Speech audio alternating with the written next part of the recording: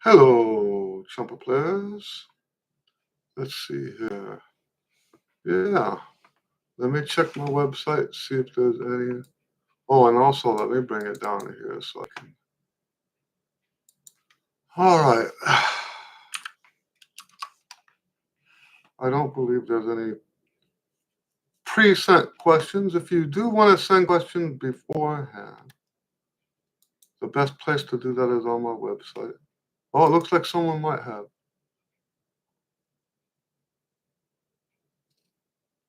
Oh, no, that's something else. All right. Oh,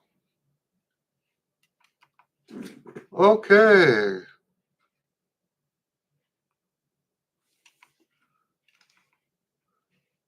Hello, Karen. This is Toki, and she looks like she's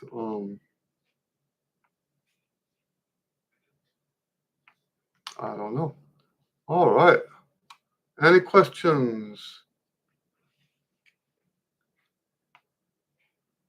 Any questions to get us started?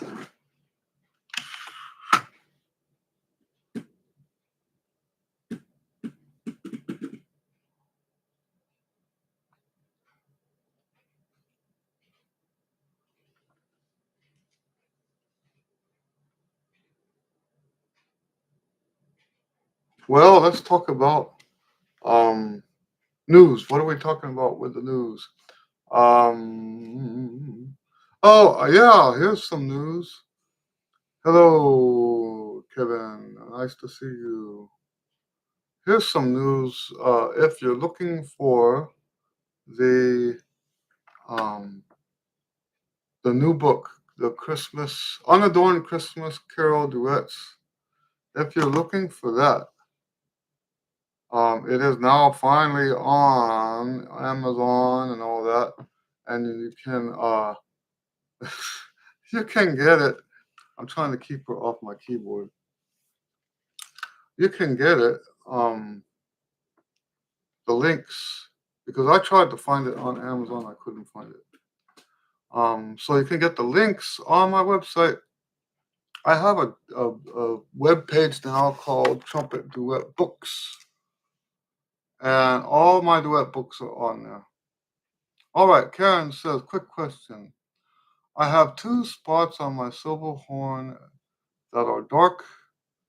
I'm guessing the finish is worn. That could also be, depending on where it is, uh, like a kind of corrosion, like silver pitting, I think is what they call it. Let me look here.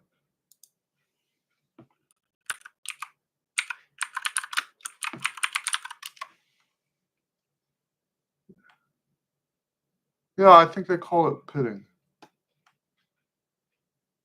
It could be that.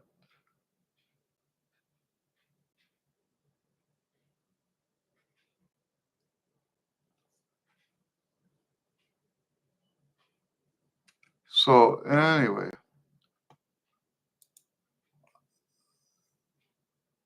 so it could be that.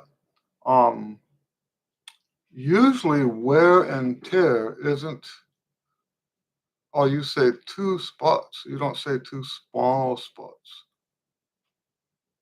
Um, you can find out real quick by polishing it. I don't use it often because I only have one silver instrument, and that's my piccolo trumpet. And I don't. I have theories about why it's not tarnishing. Um, but it doesn't tarnish. Uh, it doesn't tarnish at all. And I'm not sure. I'm happy. I'm happy it doesn't tarnish. It looks. Let me pull it out so you guys can see it.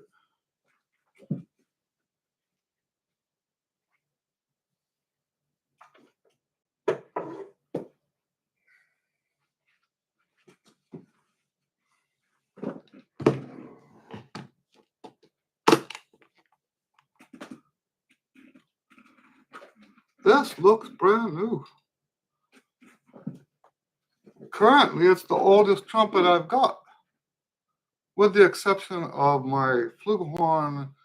I guess the flugelhorn was made over. This is the oldest horn that I've had in my possession. I guess that's what I'm trying to say. Look at that. And really, all I do is every once in a while, just right. This is a silver rag, and I just every once in a while, not all the time. I just give it a rub down, put the rag back in the case.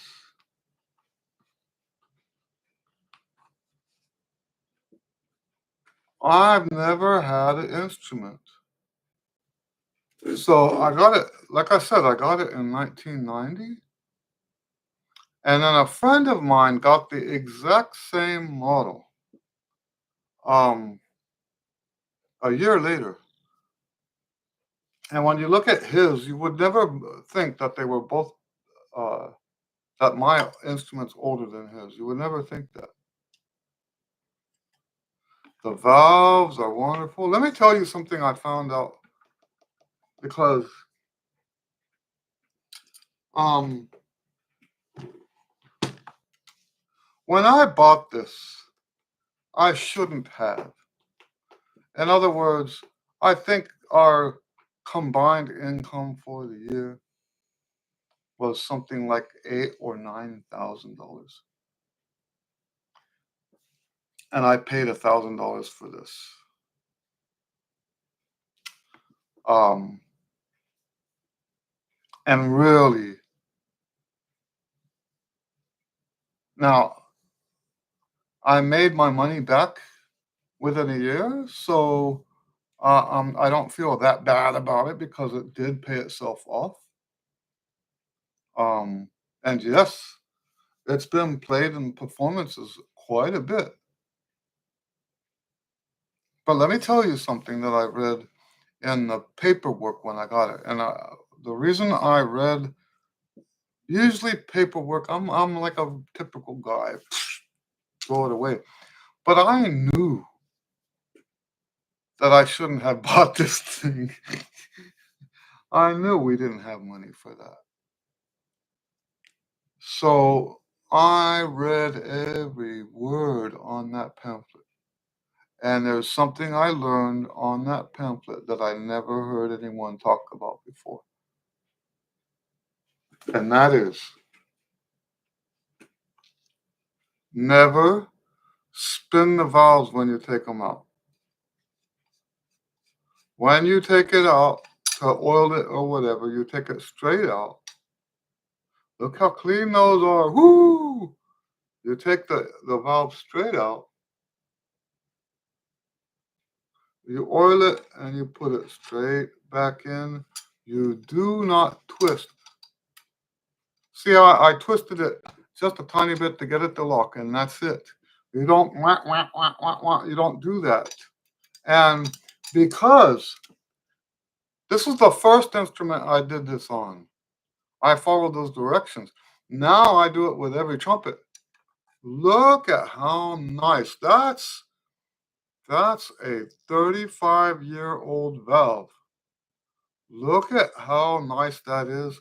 And the striations are all up and down. The reason why you don't twist it according to that brochure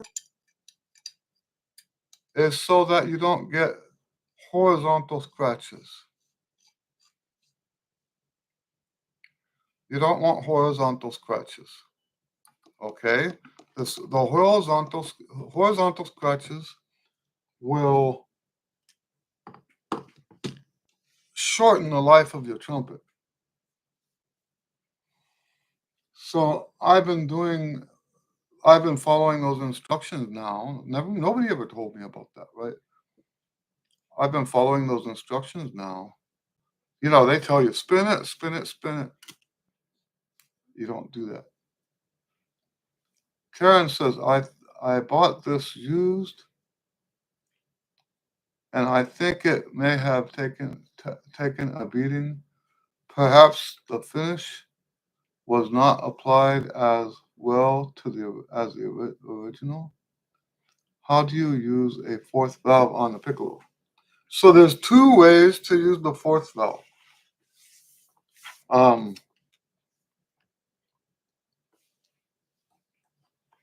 You can use the fourth valve as a substitute because you notice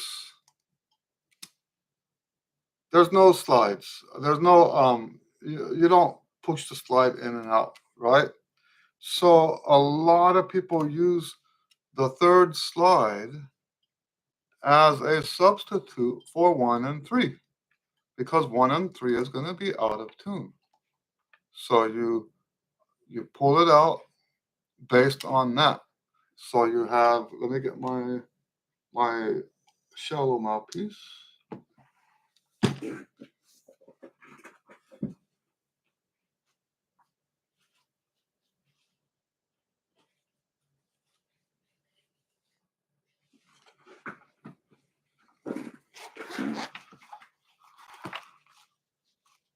Okay.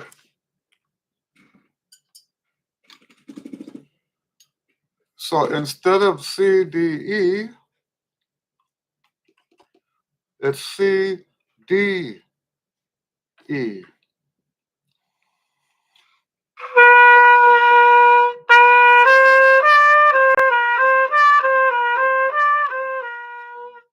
You see that?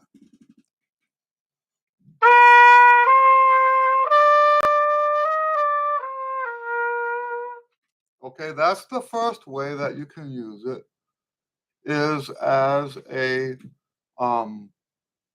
substitute for 1 and 3 because the 1 and 3 cannot be adjusted. All right, that's one way. More common, I think, more common is to use it because if we put the A slide in,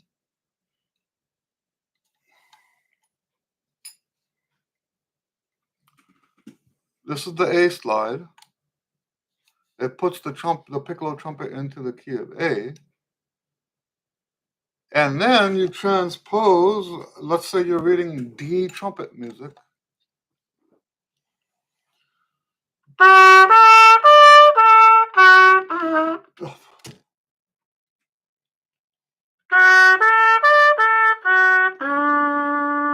The very thing I was going to demonstrate, and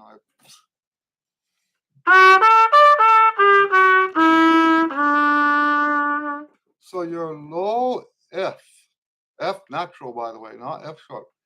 Low F is used this way.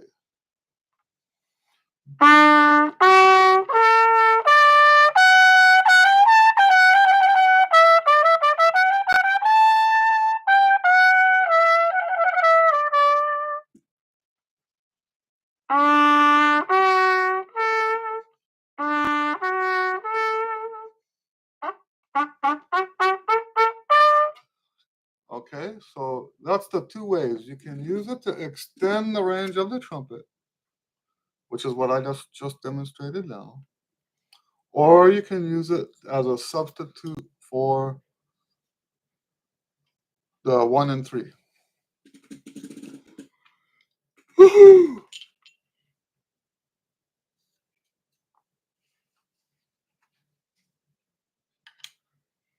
So there's a lot of famous songs that we use this for, like in the brass quintet.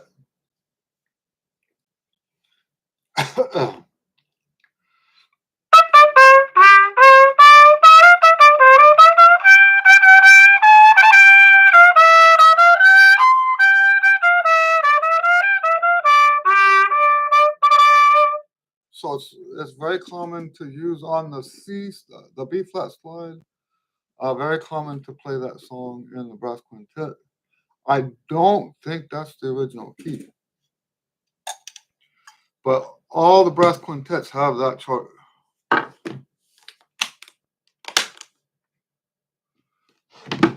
So yes, that's an instrument that has been well I don't want to give the impression I don't play it. I play it. I actually play it. It's just not as played as often as my other trumpets are. My trumpet, my flugelhorn. Karen says I played a 3-valve piccolo in high school once. Not as fancy for sure. You know, there's some really good 3-valve piccolos out there. There's some really nice ones. Um, if I'm not mistaken, let me look up.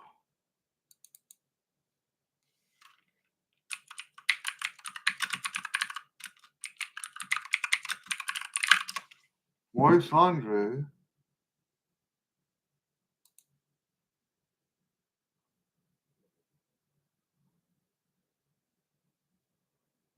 So that famous photo of him is on a 3-valve piccolo, I think. Can't really see it from here. Now I see another video where he's playing a 4-valve, but I have a very vivid memory of him playing a 3-valve. Maybe I'm wrong. I could be wrong because all the photos I'm looking at now, they all have 4-valves. Anyway, yeah, I might be wrong. These all have 4-valves. Maybe I'm thinking 3-valve because his hands, they look so huge and you can't see on the other side of his hand, obviously. Um, Maybe that's why I thought that. Here's something.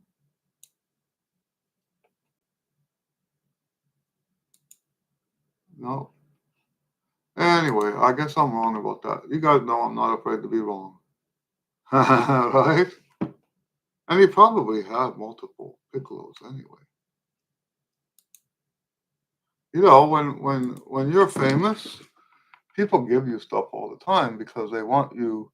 And by the way, I have made a conscientious decision that I'm weird like that, right? I always have to do things different. And so, like, the only famous person, sort of famous, to ever endorse one of my books is someone who had one of my books and wrote me an email to tell me how much he liked it, right? And I said, do you mind if I put this on my website, this email on my website? He said, sure, go ahead, as long as you don't change it. He told me that was the condition, don't change it, because some people are like that, right? But he's the only famous guy that I've ever asked for. And the only reason I asked him was because he already had my book and he was emailing me to tell me how much he liked it. And other than that, you'll see that I don't have any endorsements like that. I have not pursued them. And the reason I don't pursue them is because I don't think that famous people endorsements have carrying weight. I don't think they you might be able to sell stuff in the short term. But if you're going for the long haul, I've seen friends of mine books where they got endorsements. And the books, yes, they did have a nice run. And then that was it. And so if you understand what my books are, that my books aren't just, hey, I thought write a book and make some money. That's not what my books are. My books are part of a full system. There are just like 2 or 3 books in my of all the books I wrote that don't kind of don't fit the system. All the rest of them fit the system. Dozens of books in this system, with dozens more coming because the system has room. And so it doesn't do any good to have a book that's popular for a few months and then everybody forgets about it after that. I'm not looking for that kind of success. I'm looking for the kind of success that now don't I shouldn't say it like this, but it's part of the reality of how this works, right? These books should be still selling long after I'm gone. Does that make sense? They're not just gimmicks. These are actually books that work. And the longer they're out there, the more successful they are. And we talked about this last week. What do I mean by success? I mean that people use them. I don't mean success in terms of, oh, 5 million people are using my books. I don't mean that kind of success. The people who use them get the benefit they were looking for. Anyway, that's I shouldn't have talked about that because we talked about that stuff last week. Um, Kevin says, does the fourth valve on a four-valve baritone serve the same purpose? I have to say that I guess that's the case. I I don't know as much about the baritone as I do the tuba because in the brass quintets and stuff like that, we we have tuba in the brass quintet, right? So working with them, now they have the tuba does have a slide that the tuba player holds up here like this that they can push in and out while they're playing.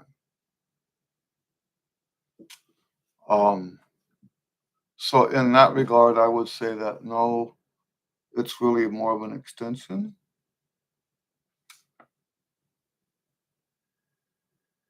Some tubas actually have 5 valves.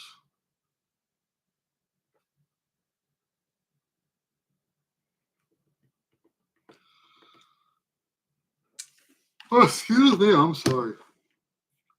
Yep, some tubas have 5 valves. All right.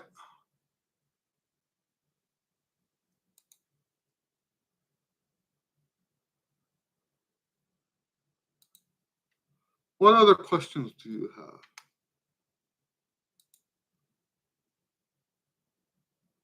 Nice to talk about piccolo trumpet for a little bit, huh? Now, most of the trumpet music that we play on the piccolo trumpet is not written for piccolo trumpet. There's some trivia for you.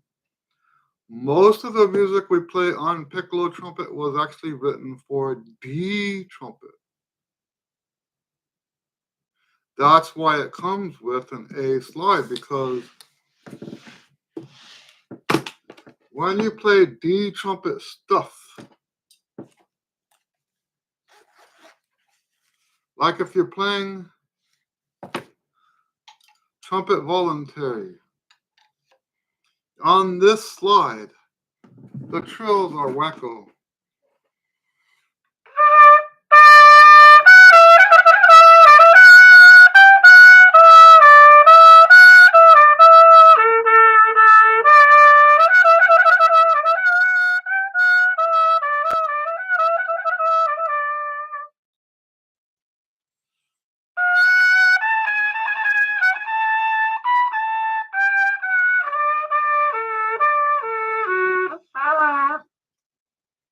Anyway, now if we change that slide, and I'll do the right fingering next time.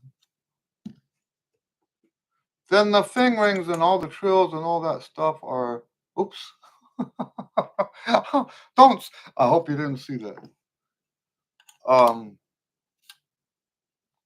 Now the fingerings are going to be a lot easier because we're in one flat now.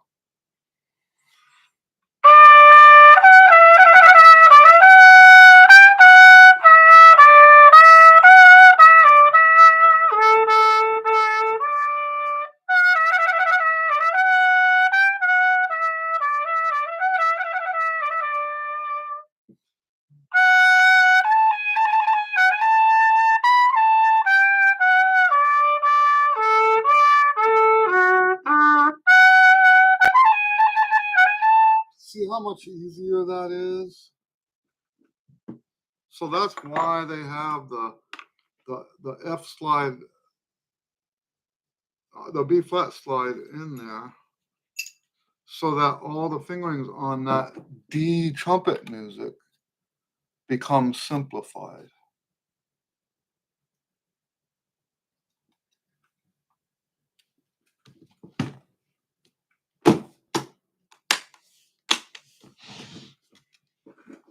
You know what's very sad about this trumpet is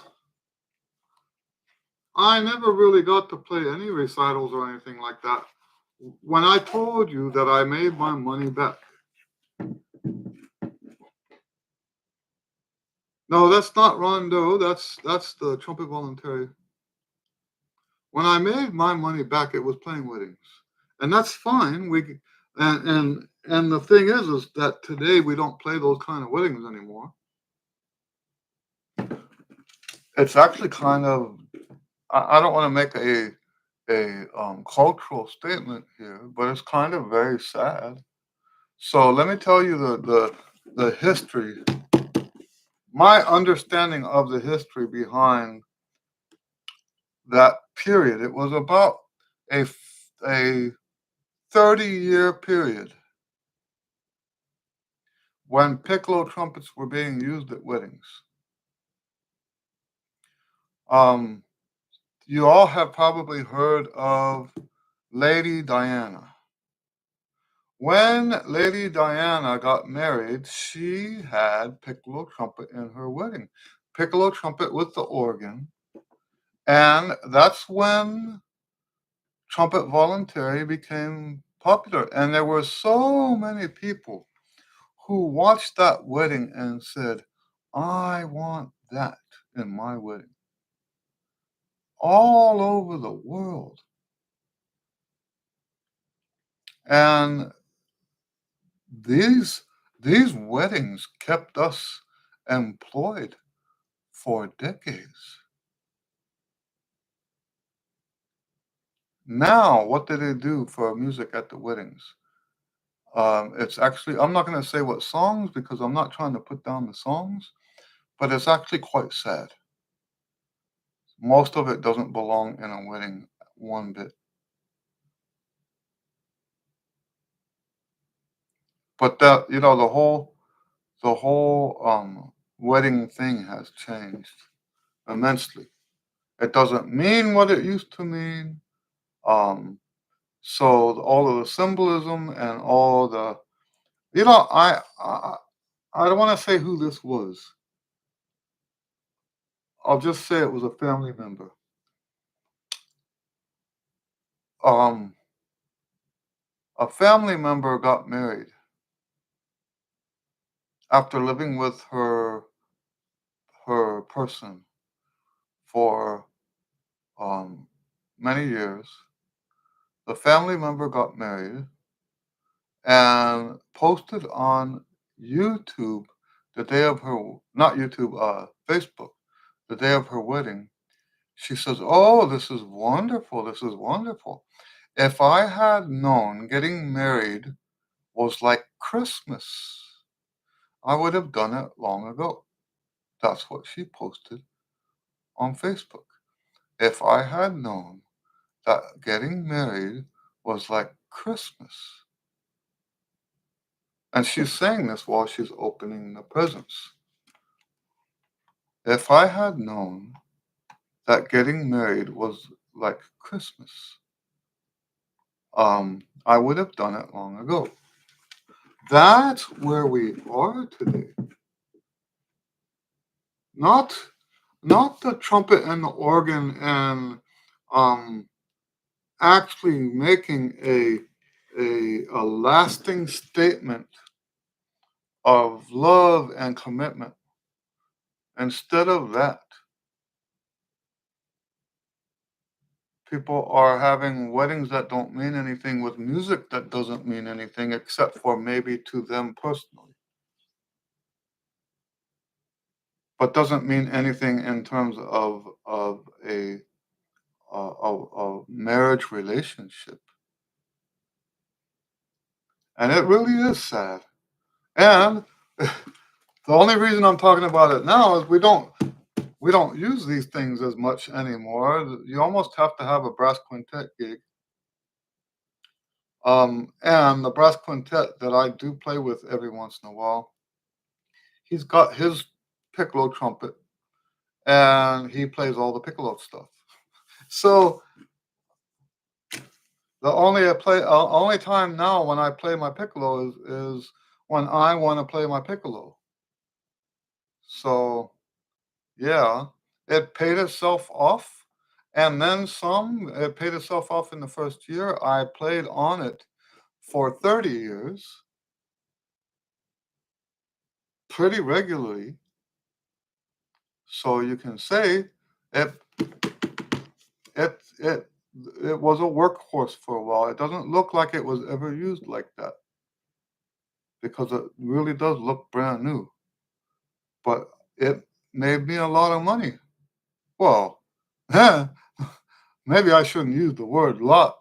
But you get the point, right? It made money that I could use to pay the bills. So so yes, it was a very nice era. 30 years of piccolo trumpet in people's weddings. And it still happens, right? People are still there's still some people that's how they get married. It's just not as prevalent as it used to be. And I still think part of that is because marriage doesn't mean anything anymore to most people.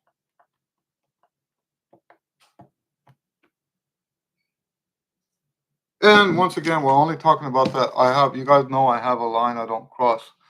Only reason we're talking about this is because we're talking about why people don't use the piccolo trumpet anymore in their weddings. So, Kevin says, I'm guessing you also have a cornet. Do you use it often? I don't really have a cornet.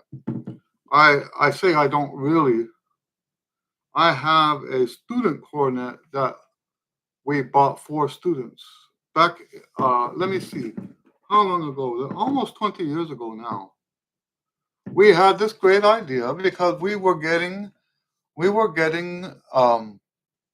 emails from people we want to take lessons, um, but they don't have a trumpet yet, and so we would say, okay, when you get your trumpet, give us a call, and then we would just never hear from them again. So I had this great idea. If we rent trumpets, then we can rent them the beginner horns that we have. And then they don't have to wait until they find a trumpet. So, and we did that. And at the time, I think we did this all the way up to maybe a few years before COVID, I think. And it actually worked. The next time somebody said, I need to get a trumpet, we tell them, hey, you can rent. And yeah, of course, we put the rent a lot lower than what the stores were charging. You can rent a trumpet from us month to month until you find the trumpet you're looking for.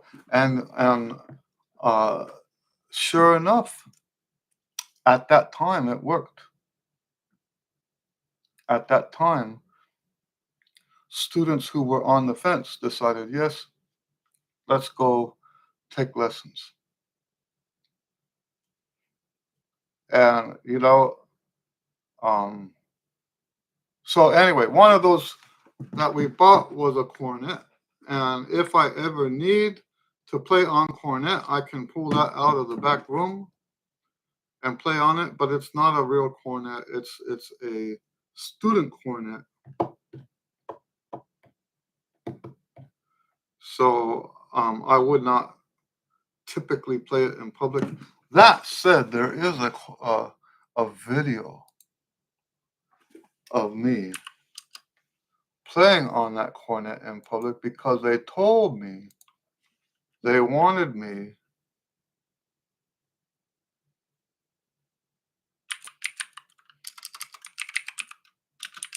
There it is. I'll send you guys the link.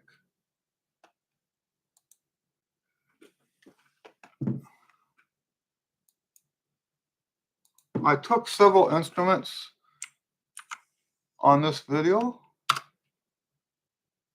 and um, I'm absolutely certain that somewhere in there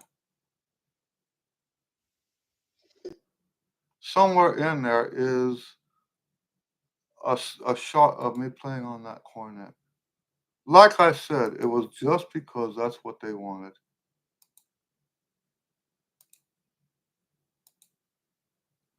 Let me see if I can find it. Yeah, there it is. So there are some shots in there. There's me on the flugelhorn and the cornet.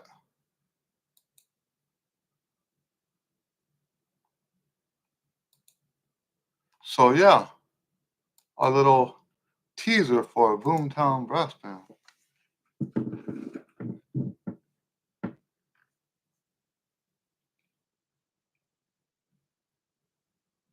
I heard that band's not working much anymore either. Unfortunately, that was a great band. I enjoyed subbing for them. I was never a regular for that band, but I did enjoy subbing. My career is I've always been a sub. Very rare for me to say, yes, I'll be in your band. It's very rare.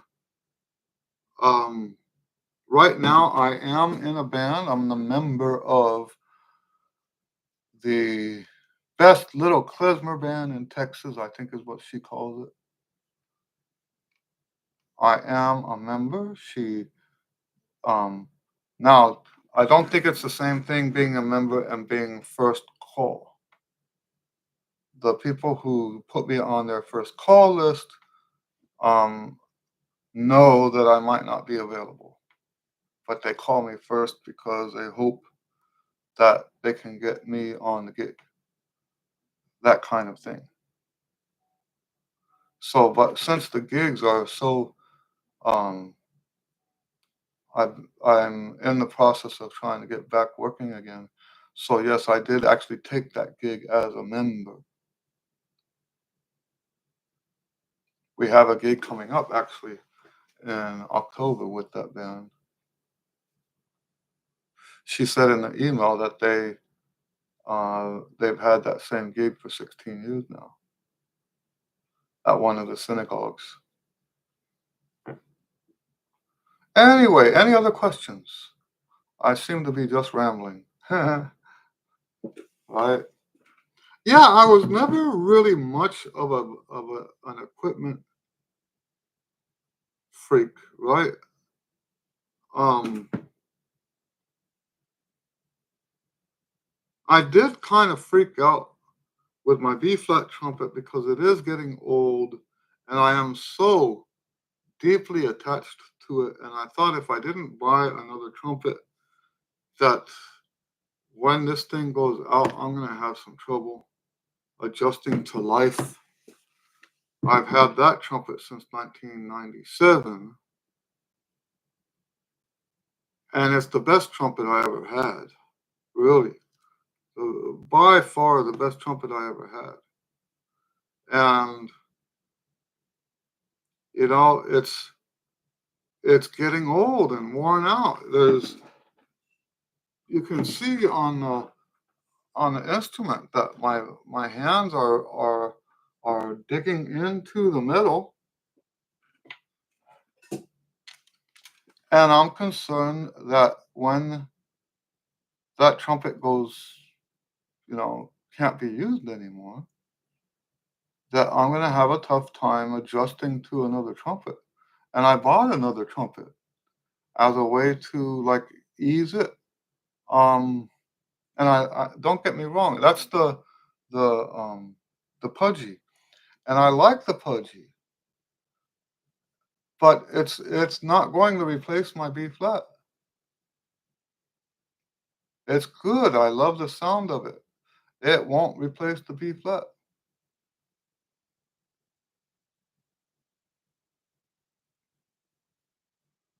So I'm a little concerned, really. It's a B flat Bach trumpet, Bach Stradivarius, model 72 large board. And I've never played a trumpet like it before, or since, for that matter.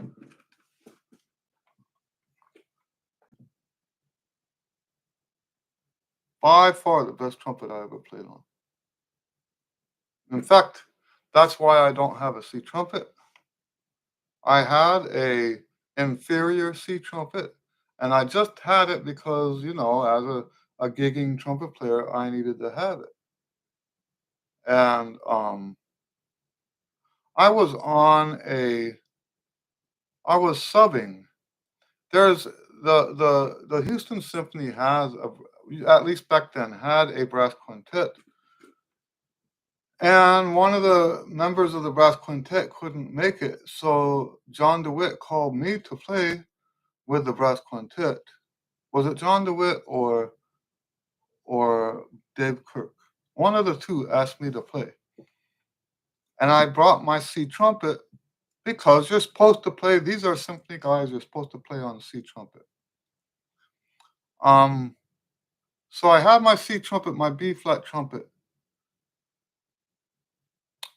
and the C trumpet sounded so bad. And when I picked up the B flat trumpet, and here's the thing, I can transpose for the most part. I can transpose any key to any key. It's something I've spent a good part of my career working on. I don't need to play on a C trumpet. So I decided after that brass quintet gig to sell my C trumpet back to the guy that sold it to me. He had just gotten into a different university, and he asked me, by the way, do you still have that C trumpet? I said, yes, you can have it. And it was he actually paid me the same price as what I paid him. So yes, now I don't have a C trumpet because I don't want a C trumpet that doesn't at least play as good as that B flat. And I found one. I had told you guys this story before. I found one, but it's a Blackburn, and I think we're looking at $5,000 to buy it. And I don't have any C trumpet gigs, so that just doesn't make any sense. Kevin also asks how much of the sound is attributed to the trumpet, how much to the mouthpiece, and how much to the person playing. Well, obviously, the person playing is the biggest contribute contributing factor. When we about talk about liking an instrument, it's not necessarily about how it sounds. It doesn't have to be just how does it sound. We want to find that instrument that makes us so comfortable playing that we have no anxiety, we don't have any stress created by the instrument itself. Now, part of that is the sound, right? If we don't like the sound coming out, I think we've talked about this in other contexts, but it's just as true for the trumpet and the mouthpiece. If we don't like the sound coming out, it's going to contribute to that anxiety. So it's very true that the sound is important. And here's the thing. We're not talking about the actual sound. We're talking about the perceived sound, and not perceived by them, but perceived by us. How does it sound to us while we're playing? A lot of people don't think about that. How does it sound to us while we're playing? If we don't like it, if we don't like the tone quality we're getting out of a piece of equipment, it's going to give us anxiety. I hope that makes sense. So, and in theory, the mouthpiece makes a bigger difference than the trumpet does, in theory. And that's one of the reasons why people are constantly on mouthpiece journeys, looking for the right mouthpiece for their setup.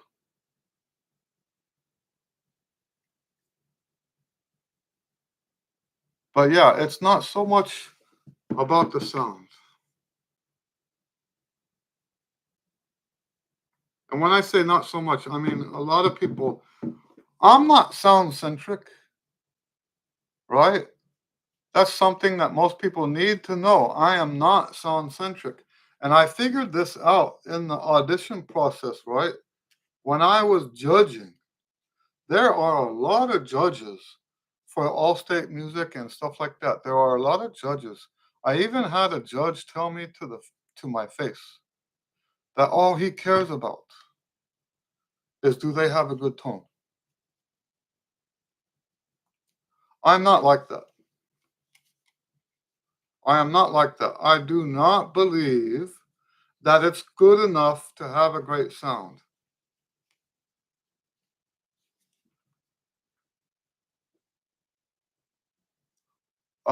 If I am anything centric, I am expression centric.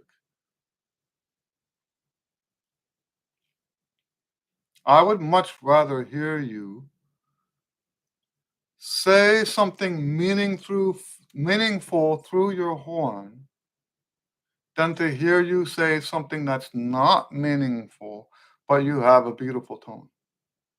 You know where I heard this? I'm not going to say who it was, but there was uh, what do you call it? A wind ensemble that was supposed to be so much better than all the other wind ensembles. And I went to one of their rehearsals. I never went to a concert. I went to one of their rehearsals, and they spent like 2/3 of the time in the rehearsal working on tone and intonation. And there was absolutely no time spent working on expression. Oh, do you know what? I take it back. There was one concert I went to because that's actually part of the story. I think I actually walked out. Here I am in the audience, and I'm listening to this wind ensemble that is literally perfectly in tune. Now remember that's cultural, but literally perfectly in tune, and with the best tone of any ensemble I've ever heard in my whole life. And when I first heard it, I was stunned because it was really the tone they were getting was literally out of this world. The tone they were getting, it was the first time I ever used the word angelic to describe somebody's tone. But as I sat there, I began to realize that this ensemble was all dressed up with nowhere to go. With all that beautiful tone and all that perfect intonation, as far as the heartbeat that we talk about in the lessons and in this Q and A, as far as that heartbeat goes, it was flatline. There was nothing there.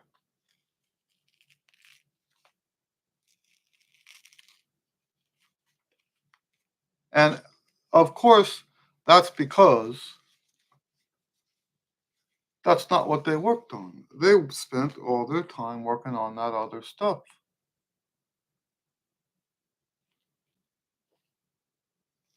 And my background being from El Paso, where they were at least in the 80s, expression was the main priority, always. And for me to hear an ensemble that quote unquote sounded so good, but said nothing through their music, that was very disappointing.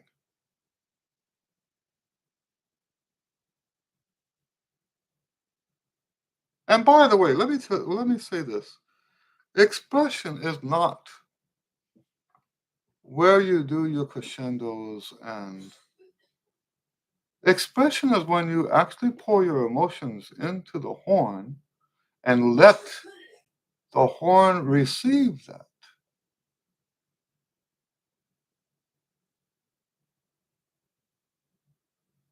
That's what expression is.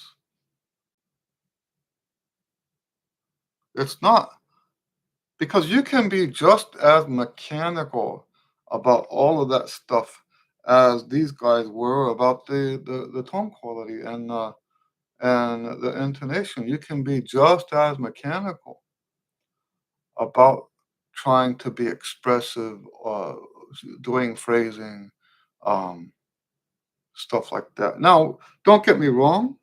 In the beginning, we have to be mechanical because it's you have to train that. In the beginning, it has to be mechanical.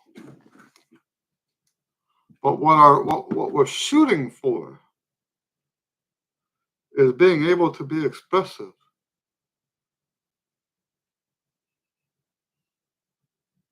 in a natural way. And I will also say this: the reason I have to say I am not sound centric is because when you are expressive, truly expressive, the tone suffers. It suffers just a tiny bit. But if you are tone centric, if you are sound centric, you will never allow yourself to have a compromised tone whatsoever.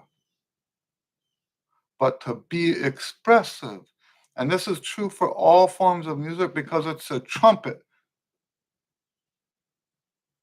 There's no such thing as being expressive without the tone suffering a little bit. There's no such thing.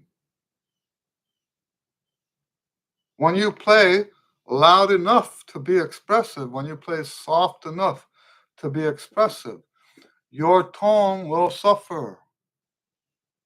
Now, we have ways of making it suffer less, but that doesn't make the tone problems go away. You have to expect some of that. So, yes, when I set my musical priorities in my mind, I put expression first, and therefore, tone has to take a back seat.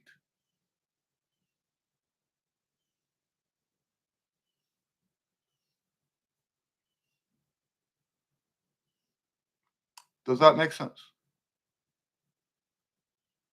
Any other questions before? Hello, Jeffrey. Any other questions before we sign off? It's always nice to see you guys.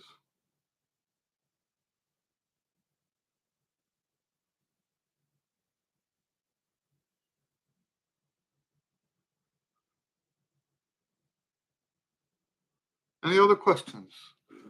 Otherwise, we'll just sign off.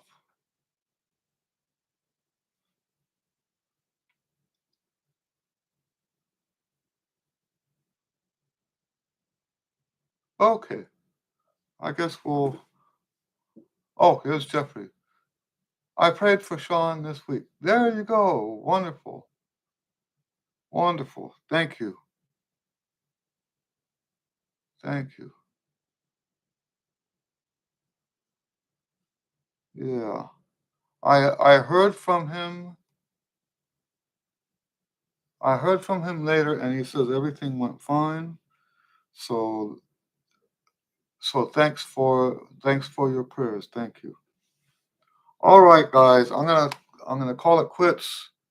Um, as always, thank you for hanging out with us. Um, it's like waves. Sometimes we have more people, sometimes we have less. That doesn't matter to me.